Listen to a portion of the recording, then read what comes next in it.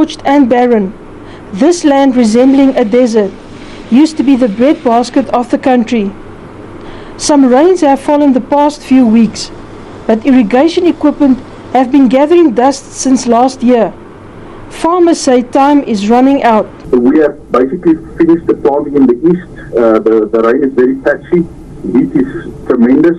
That is not good for the crop in the west, which produce the most of our white maize and the heart of our production in the Free State and Northwest.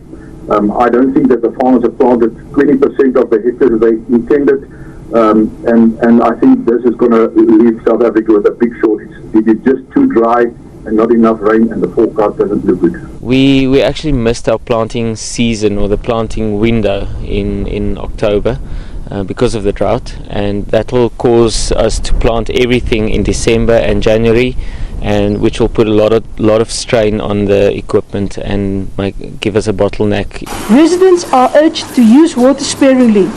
This despite the release of more water from the Katse Dam in Lesotho last week. We have enough water for the festive, but we also want to warn our people that to still use water sparingly. Because of the temperatures that are very high, the consumption has gone up. So that is why we want to send out a message to residents of Mangaung that they use water sparingly. Experts say more could be done to utilize water resources effectively. There's been some quite significant negligence taking place in terms of the maintenance of some of the pump stations. The Bloemfontein pump station that pumps water from the Caledon River into the Knelput Dam has got 3 pump sets fitted and 1 on standby. But for the period from 2011 until 2014, only 1 of those pump sets was operational. And as a result of that, the level of the Knelput Dam could not be raised sufficiently to ensure a safe volume of water. The ongoing drought will affect consumers. The last disaster is exactly what you're talking about, the shortage of food. And once you have that shortage of food, you then have the prices of food going up.